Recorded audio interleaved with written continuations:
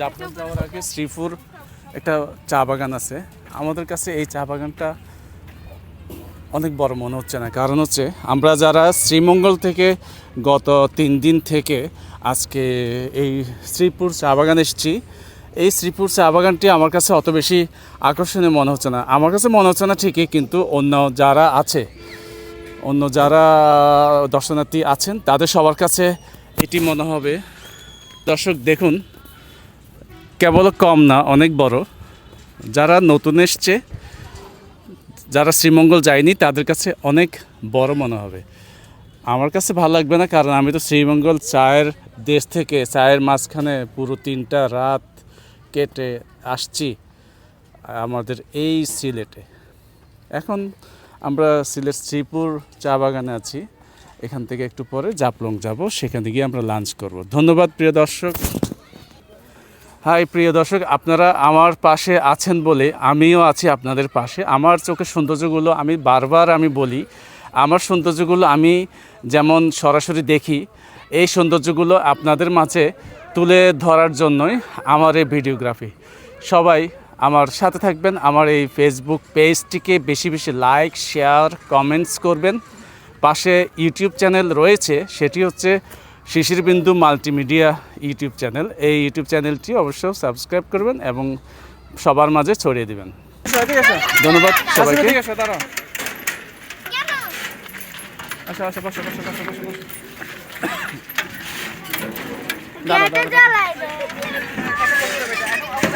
নয় আমাদেরকে ঘুরে দাও না।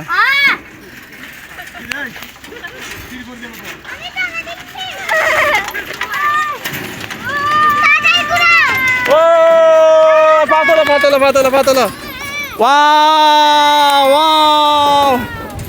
আমরা চায়ের দেশে দোলনায় চড়ে আকাশে উড়াল দিচ্ছি, উড়ে যাচ্ছি আকাশে অনেক দূরে। আকাশ থেকে আমরা চা বাগান দেখছি। আমাদের চা বাগানগুলো অনেক আকর্ষণীয় লাগছে। ওয়াও! বাচ্চাদের সাথে আমি, আমার সাথে বাচ্চারা, সবার সাথে আমি, সবার সাথে আমি, আমার সাথে সবাই। জিক জিক জিক জিক জিক জিক জিক জিক জিক জিক জিক জিক জিক জিক জিক জিক জিক। ও ইয়ে ও ও ও ও ও ও ও ও ও ও। চায়ের দেশে, পাহাড়ের পাদদেশে আমি বসে আছি নীল আকাশের নিচে, আর চারিপাশে আছে আমার সবুজে ঘেরা প্রকৃতির অপরূপ শোভা, সৌন্দর্য, চা বাগান, অনেক বড় বড় গাছ, অনেক ভালো লাগছে। ভালো আপনার লাগবে। আমরা তো শ্রীমঙ্গল বারবার মুখ দিয়ে আসে, এত সুন্দর শ্রীমঙ্গল ছেড়ে আমরা এসেছি এখন শ্রীপুর চা বাগানে। আমরা দুজন একটু রাউন্ড আপ করে ভিডিও করলাম, আমাদেরকে নাকি সুন্দর লাগছে। পিছনে ইন্ডিয়া, এই জাস্ট হাই এই 10 হাত দূরত্বেই আমাদের ইন্ডিয়া শুরু। এখান থেকে ইন্ডিয়ার মারামারি কাটাকাটি শুরু। সো আমরা আর ইন্ডিয়া যাব না, আমরা এখানে থাকি, কারণ উই লাভ বাংলাদেশ।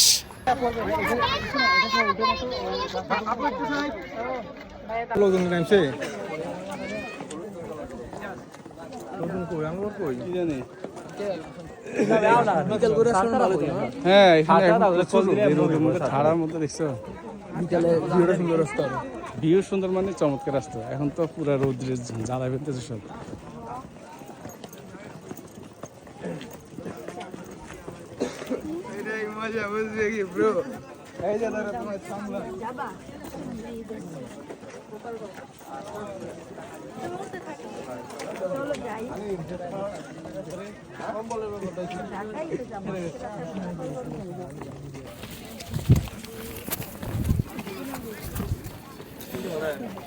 প্রিয় দর্শক, আপনারা মাইক্রো বাস, হায়েস যে কোনো কিছু দিয়ে যখন জাফলং শেষ সীমান্তে নামবেন, শেষ স্টপেজ নামবেন, সেখান থেকে সিঁড়ি বেয়ে মানুষ যেদিকে যায় আপনি জিজ্ঞেস করে করেও আমাদের ভিডিও লোকেশনের মতো সরাসরি জাফলং পাথর দেখার জন্য চলে আসতে পারেন।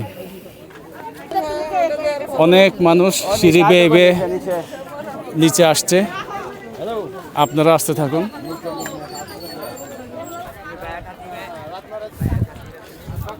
এই যে রাজচেয়ারে আমার জন্য অপেক্ষায় ছিল, এই রাজচেয়ারটা আমি এখন বসে গেলাম।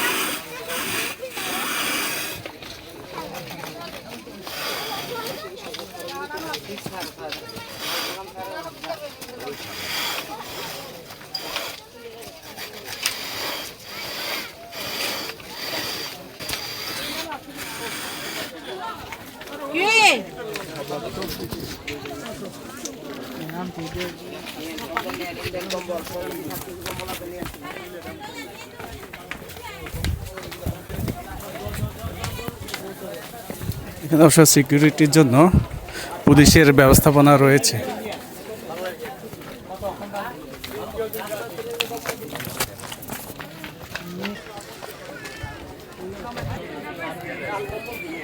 এগুলো চা পাতা কেজি কত করে? 380। 380 এগুলি 400। এখানে জাফলংয়ের সাদা পাথরকে কেন্দ্র করে গড়ে উঠেছে একটি বড় ব্যবসায়িক প্রকল্প। এর ভিতরে অবশ্য অনেকগুলো সিন্ডিকেটও রয়েছে, যে সিন্ডিকেটগুলো শুধু ধান্দাবাজি করতে ব্যস্ত, যার কিছু প্রমাণ আমি পেয়েছি, কিন্তু ওই সময় আমি ভিডিওগ্রাফিতে ছিলাম না বলেই প্রিয় দর্শক আমি আপনাদেরকে দেখাতে পারছি না। এরকম মার্কেট আমরা কক্সবাজার যখন যাই সেখানেও দেখি, তবে কক্সবাজার শামুক ঝিনুকটা বেশি দেখা যায় আর এখানে চা পাতাটা বেশি দেখা যায়। ভাই এগুলা কেজি কত করে? 350।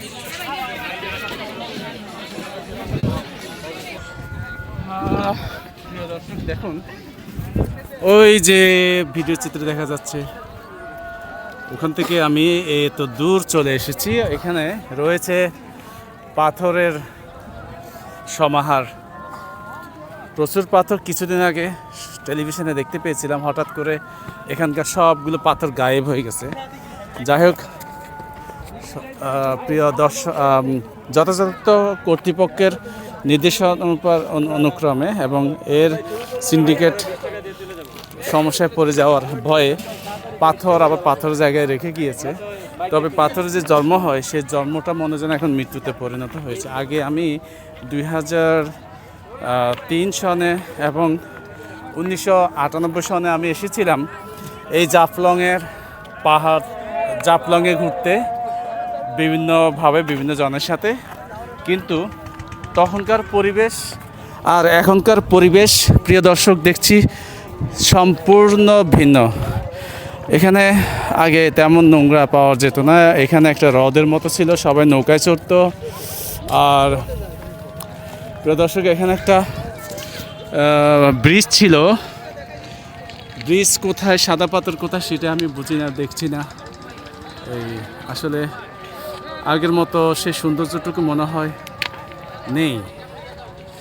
তবুও এত গরমের মধ্যে, যদিও এখন শীতকাল, পরিপূর্ণভাবে শীতকাল, এই শীতকালে কেন আসছে সবাই সেটা আমি বুঝি না।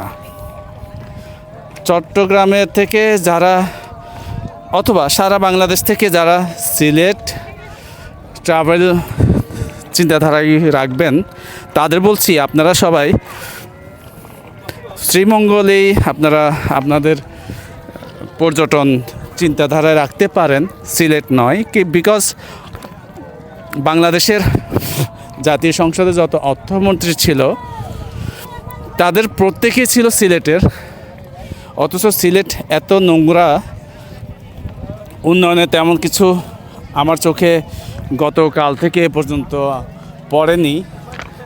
বরং এখানে দেখছি ধান্দাবাজির মাত্রাটাই খুবই বেশি, সিটিংবাজির মাত্রাটা খুবই বেশি। প্রিয় দর্শক, যারা আসবেন তারা নিজেদের নিয়েই ব্যস্ত থাকবেন, তেমন কোনো কিছুতে জড়াবেন না, কারণ এখানে রয়েছে অনেক ধান্দাবাজের সিন্ডিকেট। এই ধান্দাবাজের সিন্ডিকেটে যদি পড়ছেন তো মরছেন, এই বিষয়টুকু আপনাদের বুঝতে হবে। খারাপ না পাথর দিয়েই করেছে গলি এবং সবার একটা সুন্দর ব্যবস্থাপনা। ওয়াও, এই তো পেয়ে গেছি। আমি অনেকক্ষণ ঘুরতে অলরেডি আমি আমার সদস্যদের পেয়ে গেছি, বাট আমার পরিবার কোথায় সেটা আমি এখনো খুঁজে পাচ্ছি না। এই যে ভাবি হাঁটতে হাঁটতে অনেক ক্লান্ত।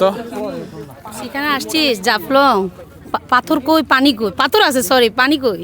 এটাই আমি এখন প্রিয় দর্শককে এতক্ষণ বলছিলাম, পানি কই, পাথর আছে।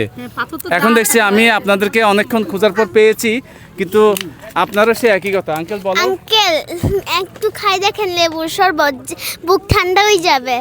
এখন একটু শান্তি পাইছি। ধন্যবাদ, তুমি শান্তি পাইলে আমার শান্তি। Thank you. কেমন জানি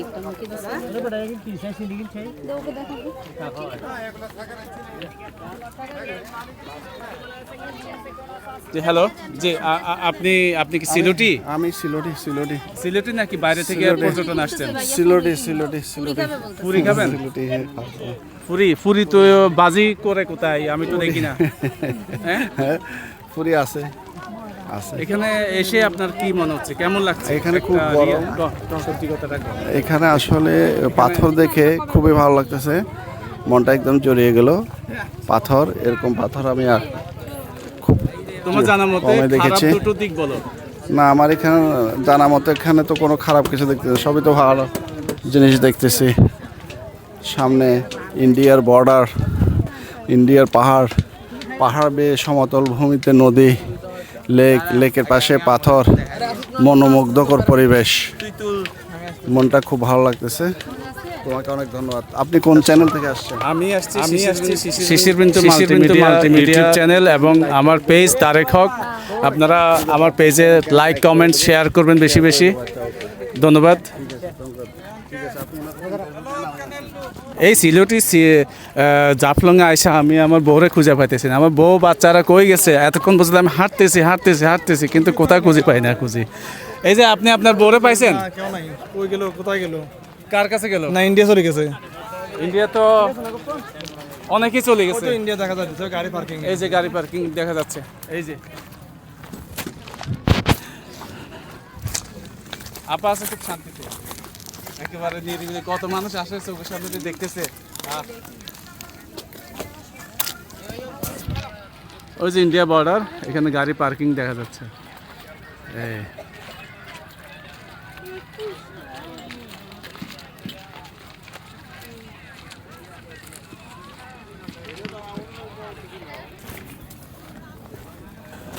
এই দর্শক, আমরা এখন হাঁটতে হাঁটতে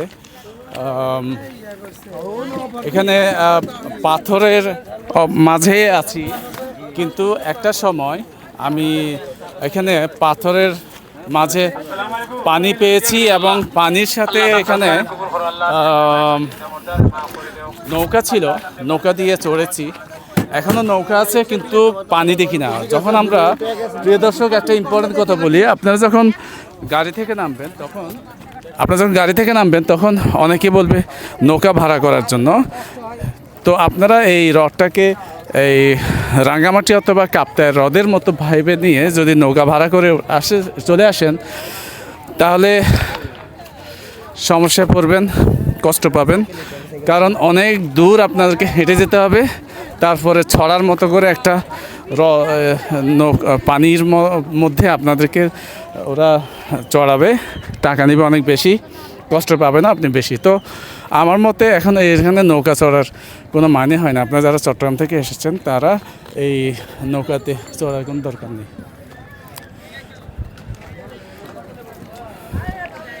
তো সামনে একটা হ্রদ আছে, যে হ্রদটা আপনার চাইলে চড়তে পারেন এবং এখানে অনেক ভালো লাগবে সবার।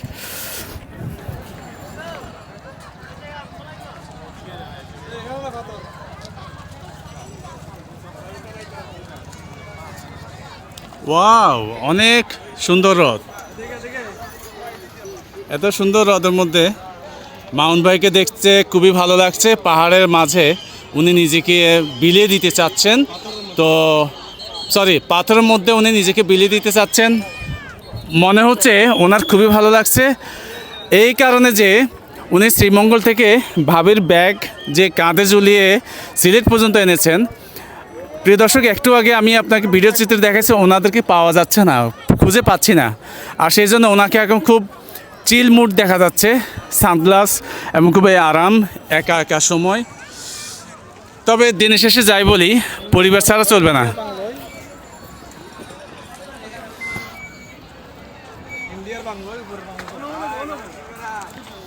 এই সে ব্রিজটি, যে ব্রিজের কথা প্রিয় দর্শক আমি একটু আগে বলেছি, এইটি সেই ব্রিজ এবং এই ব্রিজের মধ্যে সবাই যেতে পারবে না। এটা হচ্ছে ইন্ডিয়ার বর্ডারের অংশ, সেই জন্য যেতে পারবে না। আর এই যে ব্রিজের চিত্রে দেখা যাচ্ছে, এটি হচ্ছে নির্দিষ্ট বিজেপি এবং দুইটা জিরো পয়েন্টের মাঝামাঝি। আমি এখন অবশ্যই জিরো পয়েন্টের মাঝামাঝি থেকেই ভিডিও করছি। এই পারের মানুষ ওই পারে যেতে পারবে না, ও পারের মানুষ এ পারে আসতে পারবে না।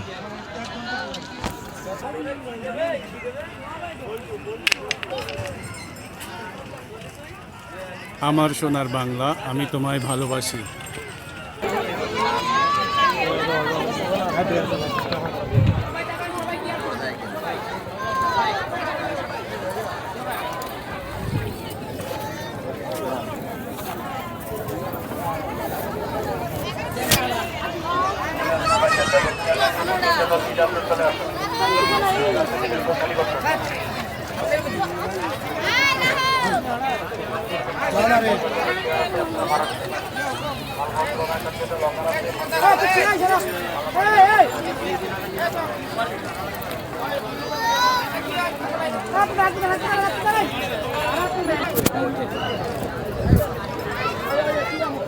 আমরা যদি এখানকার এই ভিডিও পরিবেশটি, আমরা যদি এখানে জাফলংয়ের পরিবেশটুকু প্রিয় দর্শক আপনাকে দেখাতে চাই, কিন্তু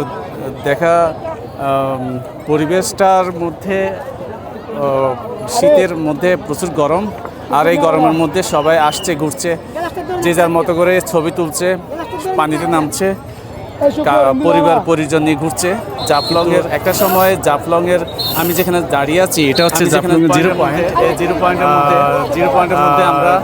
মধ্যে আমরা অ্যাভেলেবেল ছবি তুলতে আমাদের কষ্ট হতো, কারণ আমরা নদীতে এই যে পাশে সামনে যতক্ষণ আমি হেঁটে আসছি, এই পাশে নৌকা দিয়ে পাড়ি দিয়ে এখানে আসতাম এবং এই পাথরে এসে আমরা জিরো পয়েন্টে ছবি তুলতাম। খুব একটা শখ ছিল, আমরা জিরো পয়েন্টে এসেছি, এই একটা শখ সবারই আছে, কিন্তু এই শখটা মেটানোর জন্য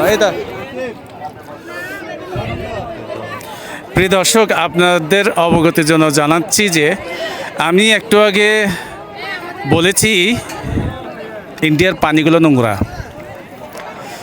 আমি বলে তো হবে না, আমার পরিবারের যারা আমাকে চালায়, এই যে আমার পরিবার ক্যামেরাতে দেখা যাচ্ছে, এরা সবাই বলছে ইন্ডিয়া এবং বাংলাদেশ ভালোবাসার সম্পৃক্ততায় আমরা সবাই ভালো থাকব। আর তাই পানি স্পর্শ করতে কোনো কষ্ট নাই, পানি নাকি অনেক পরিষ্কার ইন্ডিয়ান মানুষদের মতো। এখন ইন্ডিয়ান মানুষ আর বাঙালি মানুষ বিভেদ হচ্ছে, কেউ ইন্ডিয়ান, কেউ বাঙালি, কেউ বাংলাদেশি। কিন্তু সবচেয়ে বড় কথা হচ্ছে আমাদের দু দেশের মধ্যে আমাদের সবার রক্ত লাল এবং সবাই বাঙালি। হয়তো রাজনৈতিক প্রেক্ষাপটে কিছুটা ক্ষেত্রে ভিন্নতা আসে, ওই ভিন্নতা থেকে আমরা আসলে আমাদের সম্পৃক্ততাকে বাদ দিতে পারবো না, কারণ ইন্ডিয়া বাংলাদেশ দুটো মিলেই আমাদের ভালো থাকা।